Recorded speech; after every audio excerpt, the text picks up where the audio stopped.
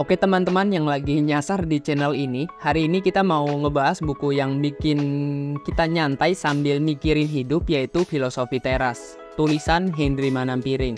Tenang aja, gak bakal ada istilah aneh-aneh di sini, kita bahas santai aja. Oke, jadi Filosofi Teras ini ngajak kita ngobrol serius tapi santai dengan makna hidup. Kita bakal diajak ngecengin hal-hal yang sering gak terpikir, tapi ternyata bikin ngasih kita pencernaan.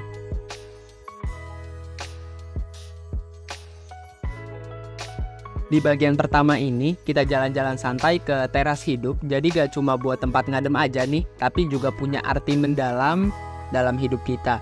Bagian pertama dari buku Filosofi Teras mengajak kita untuk merenungkan makna dari teras hidup. Teras di sini bukan hanya sekedar fisik, tetapi juga menjadi simbol dari tempat di mana kita bisa melihat kehidupan dengan lebih tenang dan dalam.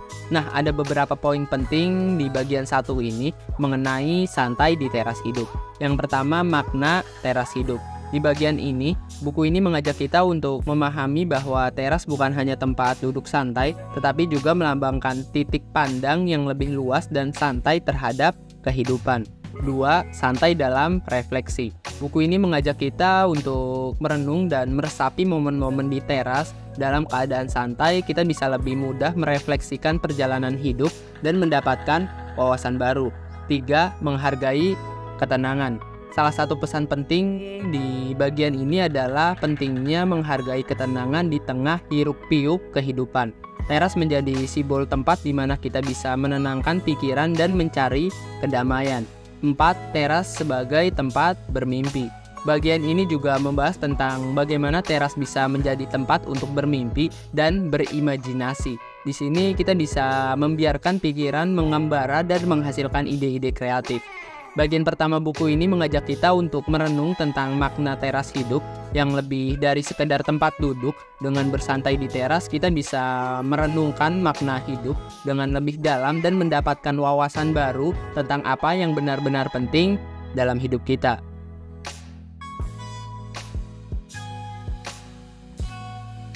Di sini kita bahas soal mencari keseimbangan dalam hidup. Jadi gak usah panik deh kalau lagi kelabakan ngurusin segala hal, semua butuh keseimbangan kan? Bagian kedua dari buku Filosofi Teras membahas tentang pentingnya mengejar keseimbangan dalam kehidupan kita. Kadang-kadang kita terlalu terjebak dalam rutinitas dan tuntunan hidup sehingga melupakan betapa pentingnya menjaga keseimbangan antara berbagai aspek. Nah, ada beberapa poin penting di bagian kedua ini tentang ngejar keseimbangan hidup. Yang pertama itu arti keseimbangan. Di bagian ini, buku ini mengajak kita untuk merenung tentang arti sebenarnya dari keseimbangan dalam hidup. Keseimbangan bukan hanya soal membagi waktu secara merata, tapi juga tentang mengalokasikan energi dan perhatian pada hal-hal yang benar-benar penting. 2 itu santai dalam kesibukan. Buku ini mengajak kita untuk tetap santai meskipun sibuk. Kita bisa belajar dari teras yang meskipun terbuka, tetap memberikan ruang untuk ketenangan dan kebersamaan. 4. Pentingnya me time. Bagian ini juga membahas tentang pentingnya me time, waktu yang kita alokasikan untuk diri sendiri. Kita bisa mengambil pelajaran dari santainya suasana di teras yang memungkinkan kita untuk merenung dan beristirahat. 4. Keseimbangan kerja dan kehidupan pribadi. Buku ini juga mengajak kita untuk mencari keseimbangan antara kerja dan kehidupan pribadi. Teras menjadi simbol bahwa kita perlu memberikan waktu untuk diri sendiri dan orang-orang terdekat, bukan hanya terjebak dalam rutinitas kerja. Bagian kedua buku ini mengajak kita untuk merenung tentang pentingnya mengejar keseimbangan dalam hidup dengan memahami arti keseimbangan. Kita bisa mengalokasikan waktu dan energi dengan bijak, serta menjaga keseimbangan antara berbagai aspek kehidupan.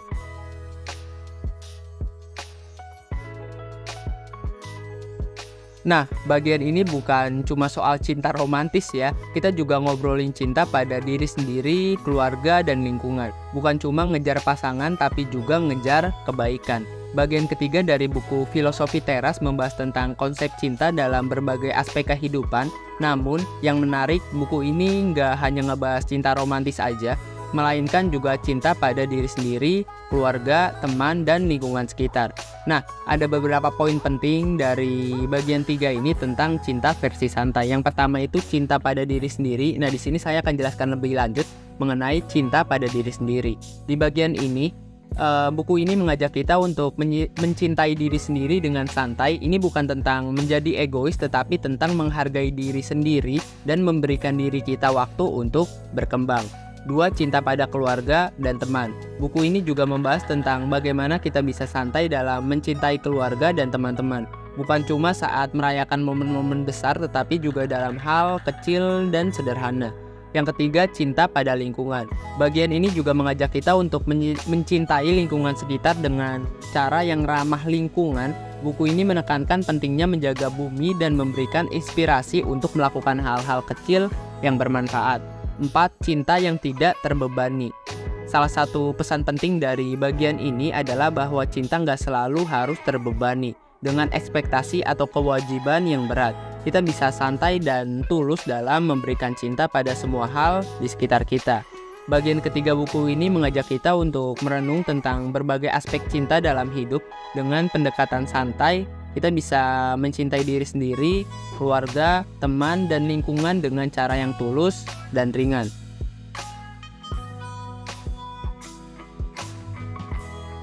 Di sini kita beresin soal kebahagiaan. Gak perlu selalu soal punya banyak uang, tetapi tentang hal-hal kecil yang bisa bikin kita senyum lebar. Bagian keempat dari buku Filosofi Teras membahas tentang konsep kebahagiaan dan bagaimana kita bisa meraihnya dalam mode santai. Buku ini mengajak kita untuk melihat kebahagiaan bukan hanya dari sisi materi, tetapi juga dari hal-hal sederhana yang bisa membuat kita senang. Ada beberapa poin penting di bagian keempat ini mengenai kebahagiaan dalam mode santai. Yang pertama, sumber kebahagiaan. Di bagian ini, buku ini mengajak kita untuk mencari sumber kebahagiaan dari hal-hal yang dekat dengan kita. Bukan cuma soal punya banyak harta, tapi juga tentang merasakan kebahagiaan dari momen-momen sederhana. 2. Santai dalam merenung. Buku ini mengajak kita untuk merenung tentang apa yang sebenarnya membuat kita bahagia. Dengan bersantai, kita bisa lebih jernih melihat apa yang benar-benar penting dan berharga bagi kita. 3. Sederhana tapi bahagia. Bagian ini juga membahas tentang bagaimana kita bisa bahagia dengan sederhana. Buku ini memberikan beberapa contoh tentang kebahagiaan yang bisa kita temukan dalam hal-hal sehari-hari. 4. Cara pandang yang positif.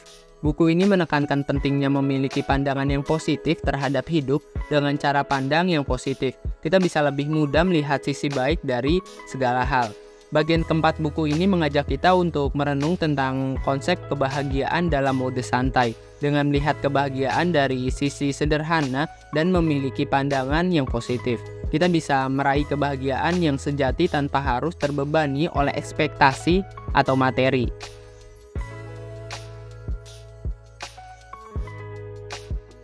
Terakhir, kita ngomongin soal gimana santai menghadapi perubahan. Hidup pasti berubah kan? Dan buku ini ngajak kita ngadepin semua itu dengan tenang. Bagian kelima dari buku Filosofi Teras mengajak kita untuk memiliki sikap santai dalam menghadapi perubahan yang tak terelakkan dalam kehidupan. Buku ini mengajak kita untuk melihat perubahan sebagai suatu hal yang alami dan merangkulnya dengan ketenangan. Ada beberapa poin penting dari santai menghadapi perubahan ini. Yang pertama itu perubahan sebagai bagian dari hidup. Di bagian ini, buku ini mengingatkan kita bahwa perubahan adalah bagian tak terpisahkan dari kehidupan. Tanpa perubahan, kita tidak bisa berkembang dan belajar dari pengalaman. 2. Santai dalam ketidakpastian. Buku ini mengajak kita untuk tetap santai saat menghadapi ketidakpastian. Teras menjadi simbol ketenangan di tengah gelombang perubahan yang bisa membantu kita tetap stabil. 3. Mencari hikmah. Bagian ini juga membahas tentang bagaimana kita bisa mencari hikmah di balik perubahan. Dalam kondisi santai, kita bisa lebih mudah melihat sisi positif dari setiap situasi. 4. Belajar dari alam. Buku ini mengambil inspirasi dari alam untuk mengajarkan bagaimana kita bisa mengikuti alur perubahan dengan santai. Seperti alam yang terus berubah, kita juga perlu menerima dan mengadaptasi perubahan dengan bijak. Bagian kelima buku ini mengajak kita untuk merenung tentang sikap santai dalam menghadapi perubahan dengan melihat perubahan sebagai bagian alami dari kehidupan dan merangkulnya dengan ketenangan. Kita bisa lebih mudah beradaptasi dan berkembang dalam setiap situasi. Jadi gitu teman-teman, buku Filosofi Teras ini ngajak kita untuk ngadepin hidup dengan santai tapi penuh makna. Kalau kalian lagi cari buku yang bisa bikin kita ngebahas hal-hal dalam hidup sambil nyantai, coba deh baca buku ini. Nah, untuk kalian yang ingin ngebaca buku ini dan ingin mempelajari buku ini lebih dalam, kalian bisa klik untuk link yang ada di deskripsi karena untuk link pembeliannya sudah saya sertakan di sana. Ada satu kata yang sangat menarik dari sang penulis, itu adalah manusia tidak memiliki kuasa untuk memiliki apapun yang dia mau, tetapi dia memiliki kuasa untuk tidak mengingini apa yang dia belum miliki dan dengan gembira memaksimalkan apa yang dia terima. Saya Ahmad NH. Terima kasih.